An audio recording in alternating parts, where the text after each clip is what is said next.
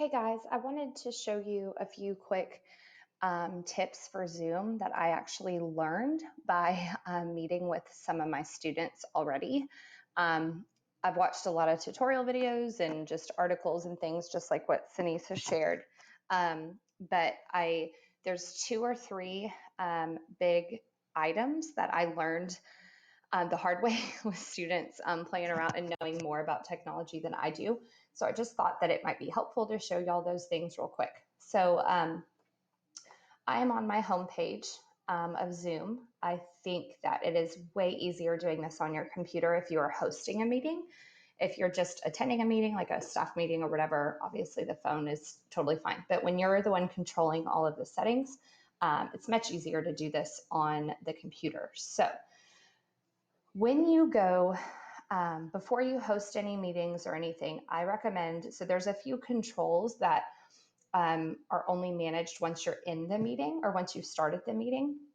However, I found there's two options that you can set up before you even start your meeting. And so I would go on my homepage, I would go to settings. Okay, so we have meeting, recording, telephone.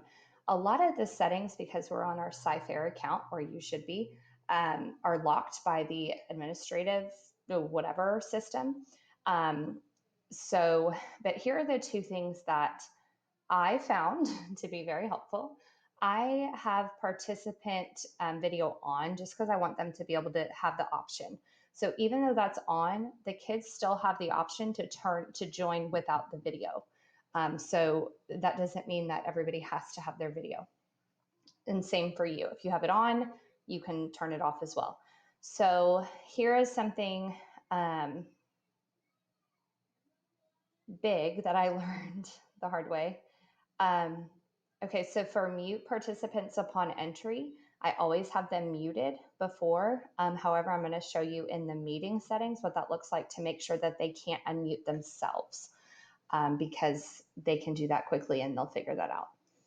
Okay, I have chat on, and I'll explain that the reason for that. I have, because I want them to be able to, throughout the meeting, I want them to be able to ask me questions through the chat, but I'll show you how to manage that as well. Private chat, that's locked. We don't want that anyways. Okay. Okay, screen sharing. Here's what I learned the hard way is kids can share. This is also, I think, what the big problem is with random people joining your meeting and sharing inappropriate content. They could, for example, some of my kids were sharing their background pictures and they weren't necessarily inappropriate. It was just annoying because it kept interrupting my meeting.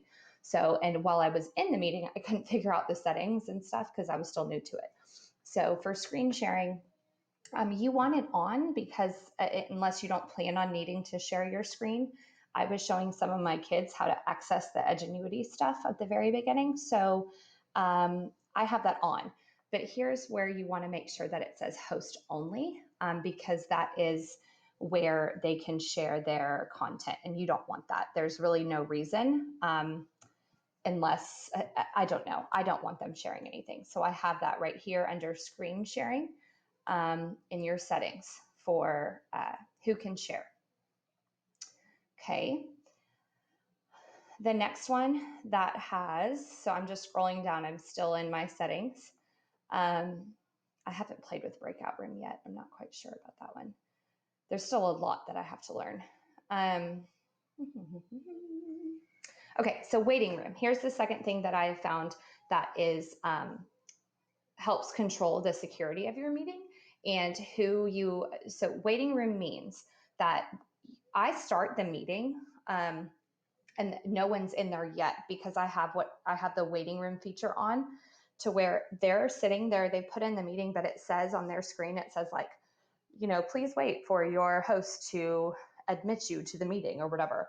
And so I have this for a reason because I can individually admit who I want.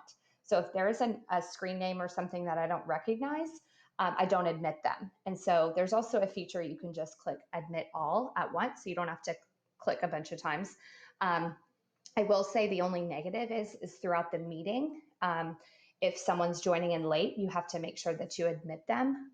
I feel like it's still worth it for those few little clicks I have to make in the middle of the meeting, just because I want to know who is coming on to the meeting, because once you get several people on, you kind of lose track of who all's in there. So this way I can manage who's coming in and who's not. I also encourage my students, if their phone, some of them, it joins and it says like iPhone. I encourage them, I make them actually put their name, or I won't admit them if it just says iPhone, because I don't know who that is.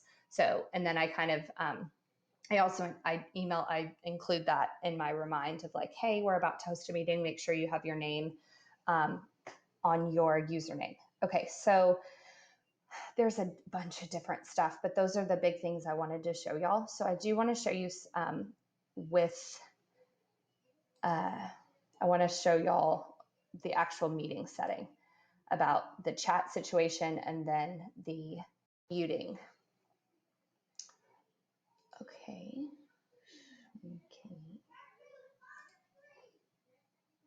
Okay. I don't know why this is.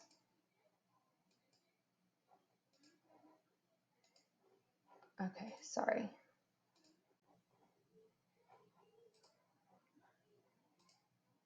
Of course, this isn't going to work for me right now. Sorry. Okay. I just want to host a meeting, so I want to show y'all what it looks like. Okay, I guess I'll do video on because that like totally threw everything off. Okay, there I am. Okay, stop video. I'm going to mute it just in case. Okay, so here is what it looks like once you started a meeting. So if you have the waiting room feature on, you started the meeting, but they're not in yet. So if you see this down here, it says manage participants. So you'll start seeing this will pop up with a little notification flag, and you'll see like 12. And when you click it, it'll have all these people listed of waiting to be admitted. So you can when you can click admit next to their name, or there will be, once people pop up here, there will be an option to click admit all. Okay, so here is something that the two things that, so we've already set to where they can't share their screen, okay? But we want to make sure that they're muted, but that if you mute upon entry, they can unmute themselves as soon as they're in. So we've seen that with like our meetings and stuff. People accidentally unmute, and the background sound noise is terrible. And also, I don't know. I don't like having the kids sound on at all, and that's why I have the chat feature so that they can message me throughout the video for any questions. So here's how you can make sure that they stay muted if that's what you're wanting. So no matter if they're here right now or if they're not even here yet, I'm going to click. So how I got here was I just clicked, again, you probably want to be on your computer when you're hosting a meeting. I clicked manage participants. And then I'm going to click mute all. Even though I already set up that they're muting upon entry, I'm going to click mute all. And it's going to ask me current and new participants, meaning anybody that joins after this. Then right here says allow participants to unmute themselves. No, I do not want them to be able to unmute themselves. You can still throughout the meeting if you, so I'm going to click yes. Okay. Then if you change your mind and you want them to talk for whatever reason, if you're in the meeting, you can click manage participants again, and you can unmute all. You can unmute all of your students all at once, okay? But I think that making sure they can't unmute themselves is a pretty big feature.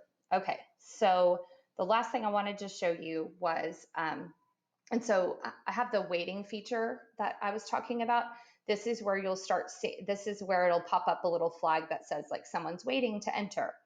And so you open this up and it'll, once the name pops up, there's a little thing next to it that says admit or remove. So that I don't have anybody on right now. Okay, so here's the chat feature. So down here, so share screen, here is where you can share your background if you're showing them directions on something. So for chat, okay, so all I did was click chat here at the bottom. I'm gonna move this over. So all it has is just chat. It says to everyone. If I want to type out a message, I don't really need to type out a message because I'm talking. But here is where you want to make sure that kids can't chat back and forth. So we already set up the settings for chat in our settings overall, but all I really clicked was to have chat on. So here is where you can control who they can talk to. So this 3 dots right here. So again, all I clicked was down here at the bottom, I clicked chat. And then these 3 little dots right here, when you click those, it says participant can chat with. So this is talking about participant, anyone in this meeting, anyone who's in there now or anyone who joins in the future. They can chat with no one, meaning they don't have the option to chat. I still can type things, but they cannot at all. They don't even have the feature. Host only or everyone publicly. You do not want them to be able to chat with everyone publicly. I know that we want them to socialize. We want them to be able to see one another, but they're already talking to each other. They've been on their phones all day long. So this is our time. This is educational, whatever. So I click host only. I want to make sure that they can chat with me because,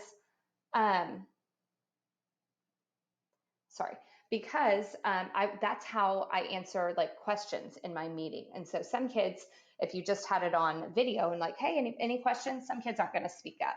But this way, and they know it's only coming to me. I let them know that. So all the stupid comments and hey, I'm nobody is seeing this except for me. So save your time.